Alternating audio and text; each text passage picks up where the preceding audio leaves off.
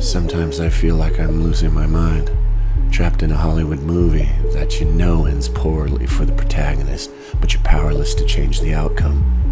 A film from the good old days in Hollywood, when people knew where they stood, or at least their place in line. Girls were girls, men were men, and a spade was called a spade. And if you were unsure about your own agency, you could always ask Samuel L. Jackson if he noticed a sign out front that read, "Dead Nigger Storage," and the audience would laugh, reassuring you nothing had changed. Even Samuel would laugh.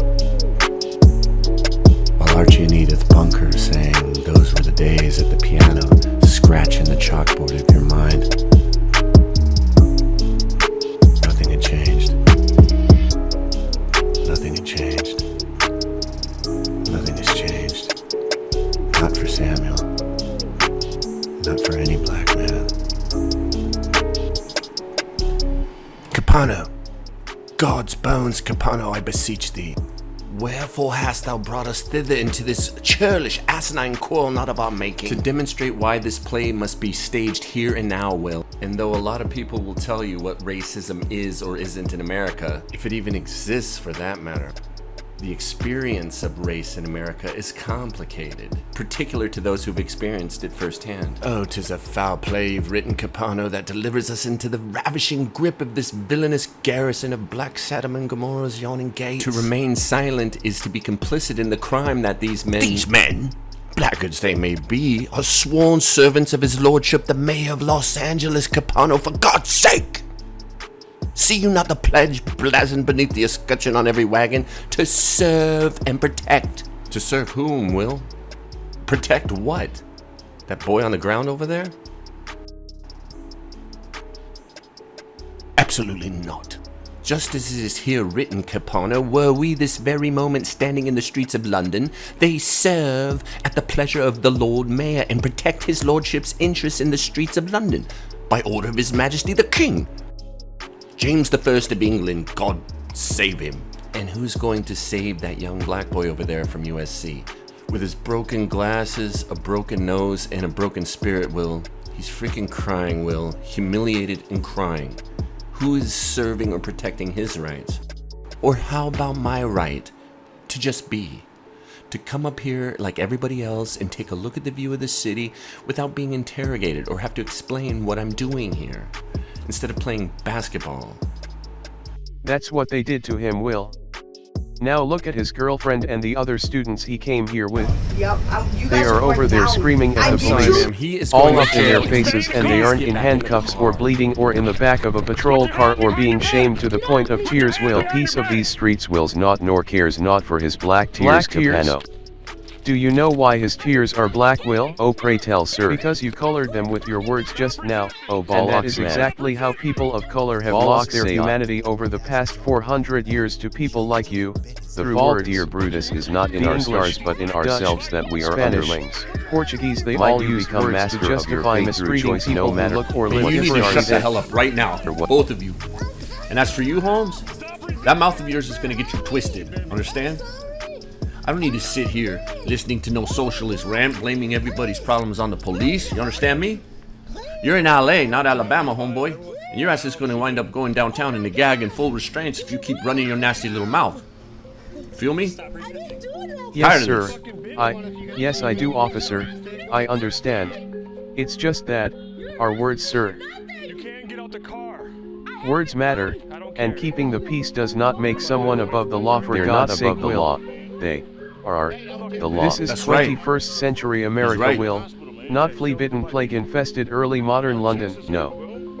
We're in the fastest, richest, most powerful, bankrupt, plague-infested kingdom in the brave new world. The United States of narcissism and denial, that's where the bloody hell we be. And what am I in denial of, Will? 'Twas thine insolent words that disturbed the peace of these streets, Kepano. Though God's truth and full of charge were they as sung from the sage-like lips of King Solomon, thy words offended his lordship's men to the very core. That's right. Thus wherefore, That's right again. Kepano, wouldst thou wager both our lives at Black Cerberus gates for naught but a young man's tears? I am that young black man out there. I've been that man my entire life, Will. I've known no other life, and Nonsense man, many are the lives thou hast lived. Semper fidelis. Always faithful to that life of soldiery and the sea, storming the breach where the fight is hottest with thy band of marine brothers, or the life of a celebrated playwright and scholar.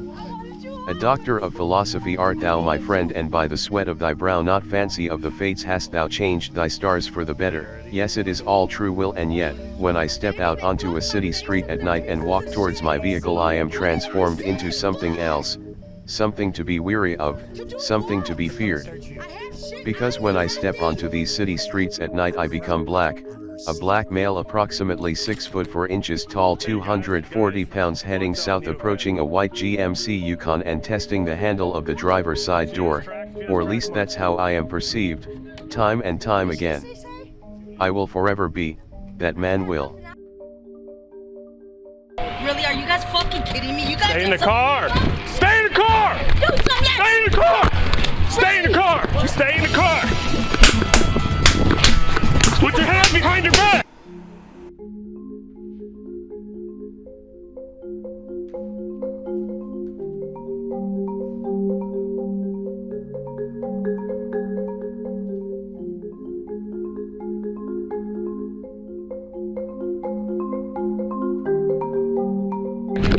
Put your hands behind your back!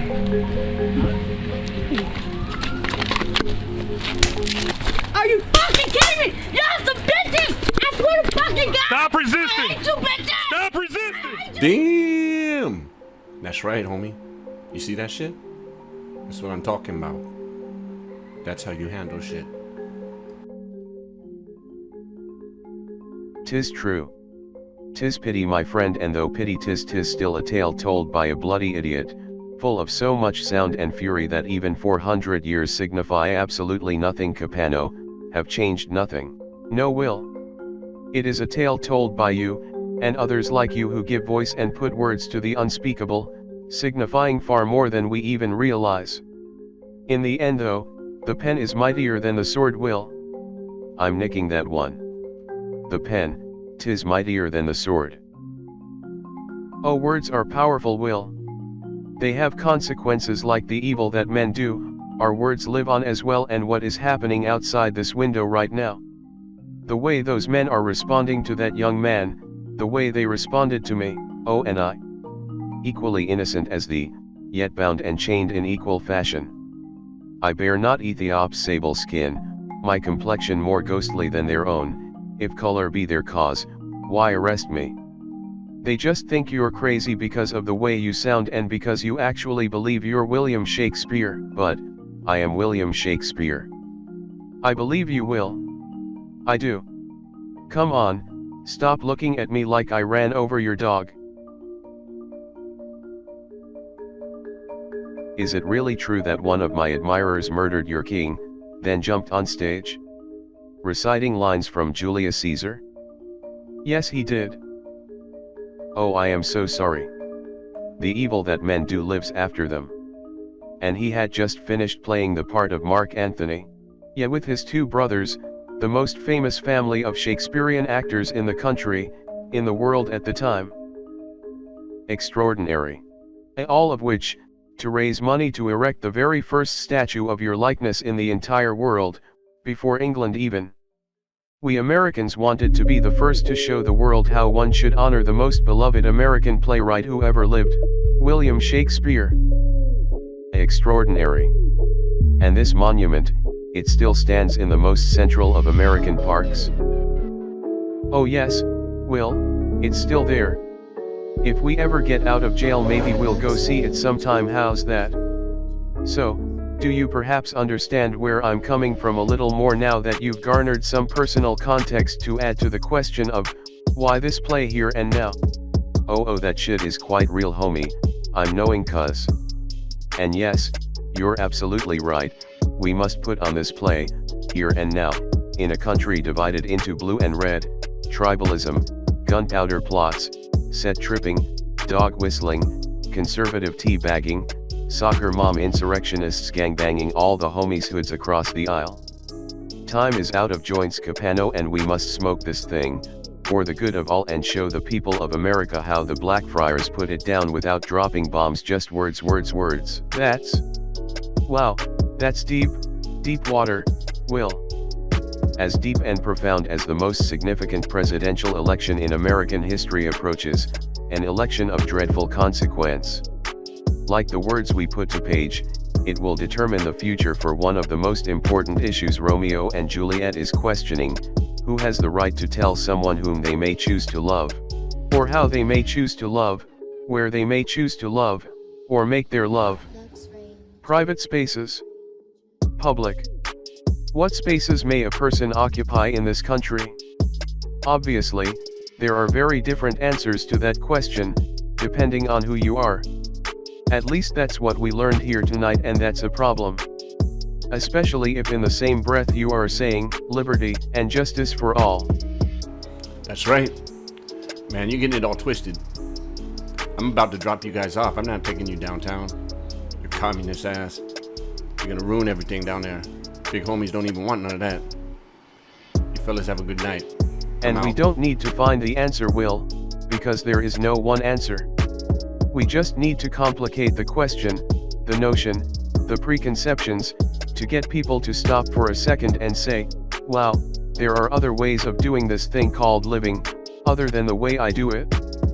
And why not? It's their life and it makes them happy. Such a shame they didn't make it. East End Story. East Side Story. Yes, East Side Story. Two households, both alike in dignity, in fair Verona. Tacos Verona. Tacos Verona? Yes, of course, on Crenshaw, where we lay our scene.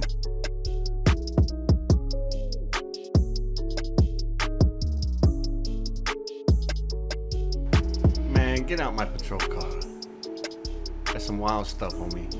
See you later. Get out. Have a good night.